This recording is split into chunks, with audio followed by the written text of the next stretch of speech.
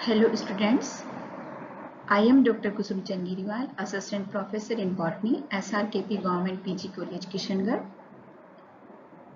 आज हम BSc part third के third paper ecology and utilisation of plants यानी कि इकोलॉजी और इकोनॉमिक बॉटनी का जो हमारा पेपर है उसमें हम प्लांट सक्सेशन के बारे में पढ़ेंगे कि प्लांट सक्सेशन या पादप अनुक्रमण क्या होता है।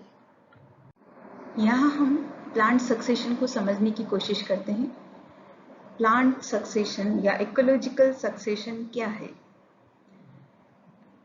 The structure of the community changes considerably by replacing one species by another species which develop in area over the period of time. It means जो प्लांट की कम्युनिटी है उस कम्युनिटी में जो वेजिटेशन है वो वेजिटेशन की स्पीशीज टाइम के अकॉर्डिंग और वहाँ की एनवायरनमेंट को देखते हुए चेंज होती रहती है। इट मीन्स जो पहले की जो वेजिटेशन है वो वेजिटेशन कुछ समय बाद में पूर्णतः चेंज हो जाती है। इसे ही हम इकोलॉजिकल सक्सेशन या पादप अनुक्रमण कहते हैं। एक जो इकोलॉजिकल सिस्टम होता है उसमें जो भी कम्युनिटी प्रेजेंट होती है वो community time to time develop होती रहती है और डेवलप होने के बाद में उसमें रीजेनरेशन होता है। रीजेनरेशन के बाद में उसमें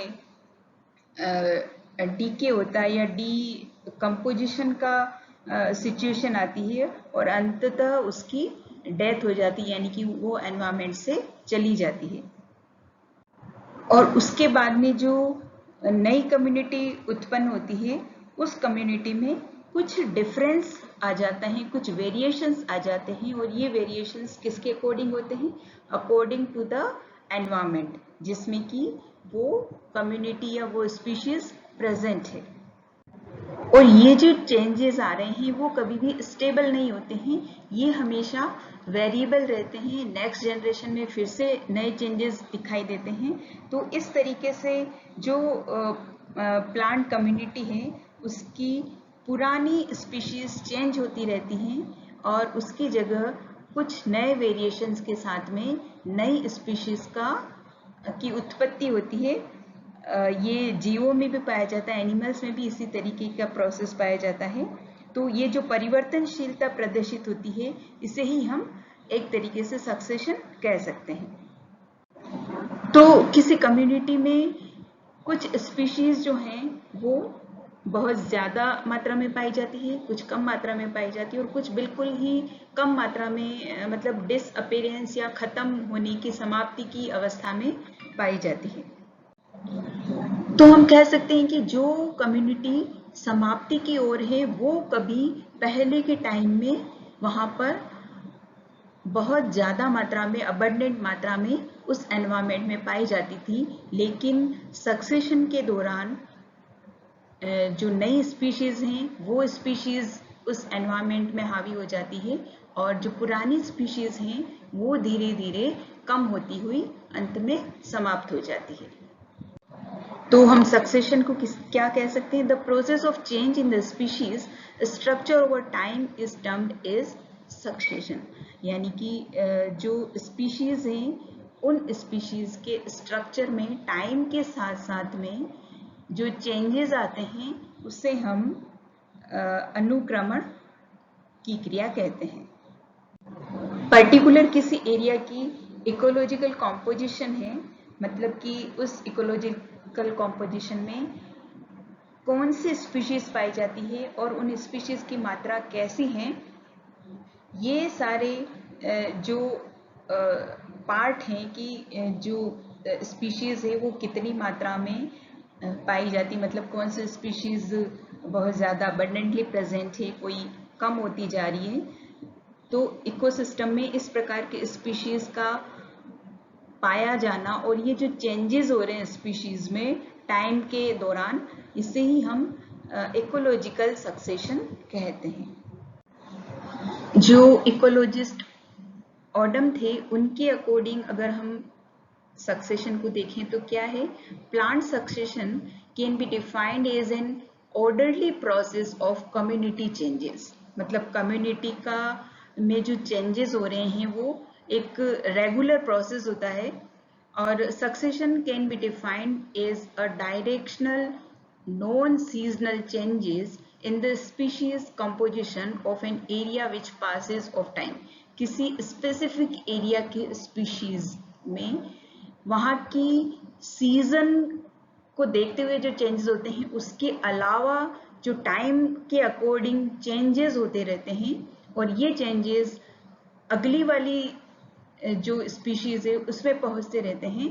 इसे ही हम क्या कहेंगे, प्लांट सक्सेशन कहते हैं।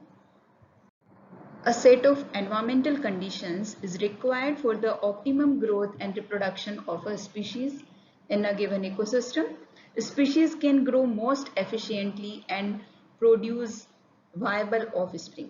It means environmental की जो condition है, environment की जो condition है, वो condition किसी भी plant species के लिए जब optimum होती है, यानी कि मैक्सिमम होगी, अच्छी कंडीशंस होगी उस किसी पर्टिकुलर स्पीशीज के लिए, तो उस स्पीशीज की ग्रोथ भी ऑप्टिमम या अधिकतम होगी।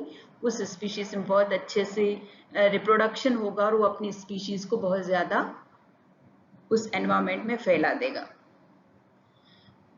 और इसके साथ ही उस स्पीशीज की जो उसमें जो प्रोडक्शन होगा, मतलब अपनी जो ऑफ स्प्रिंग है, अपनी संतान है, उनका जो प्रोडक्शन होगा वो बहुत ही लार्ज स्केल पर और वायबल होगा।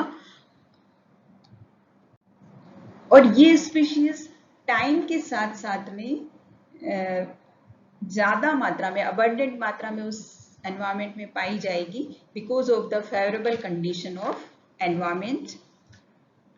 तो जब तक ये फेवरेबल कंडीशन उस प्लांट स्पीशीज के लिए बनी रहेगी, वो स्पीशीज बहुत अच्छी फलीभूत होगी, मतलब कि फलती फूलती रहेगी। और जब तक, और ये उसका जो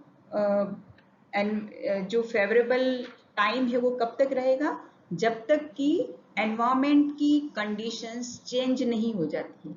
जो ही वहाँ के एनवायरनमेंट की कंडीशंस चेंज होगी, उस स्पीशीज के ऑप्टिमम ग्रोथ में भी फर्क आ जाएगा। Under the change of environmental conditions, जो ही वहाँ के एनवायरमेंट की कंडीशन में चेंजेस होंगे, the survival of dominant species gets affected and other species appears in the area.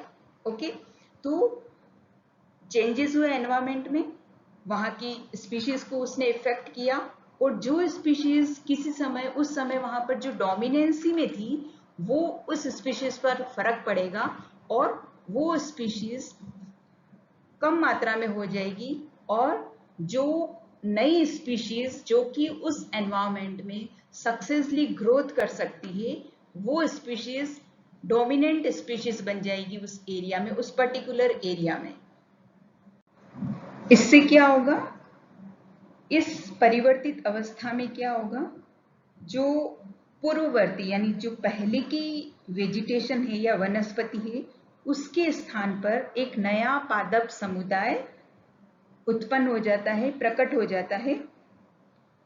और ये जो प्रोसेस है, इस प्रोसेस में बहुत ही ज्यादा टाइम लगते हैं। It may take few years और फ्यू 100 years। इस प्रकार दूसरे शब्दों में कह सकते हैं कि प्रकृति में पर्यावरण के बदलाव के साथ साथ पादप समुदायों के अवतरण, अपीयरेंस और प्रतिस्थापन, रिप्लेसमेंट की एक क्रमबद्ध प्रक्रिया चलती रहती है। और यह प्रक्रिया तब तक निरंतर जारी रहती है जब तक कि उस क्षेत्र विशेष में एक स्थायी और चरम जो पादप समुदाय है, क्लाइमेक्स कम्युनिटी है, वो डेवलप नहीं हो जाती है। इसे ही हम प्लांट सक्सेशन कहते हैं।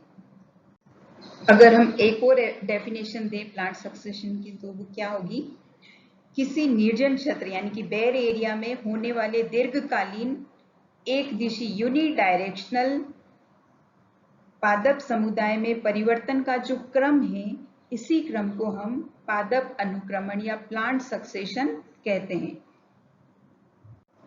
सबसे पहले अनुक्रमण शब्द का जो यूज है वो किसने किया था? स्वीडन के वैज्ञानिक थे हल्ट ने 1885 में जो एनवायरमेंट में या जो कम्युनिटी है उसमें जो क्रमबद्ध और यूनिडायरेक्शनल चेंजेस हो रहे हैं, इन चेंजेस के लिए हल्ट ने सबसे पहले सक्सेशन या पादप अनुक्रमण शब्द का उपयोग किया था।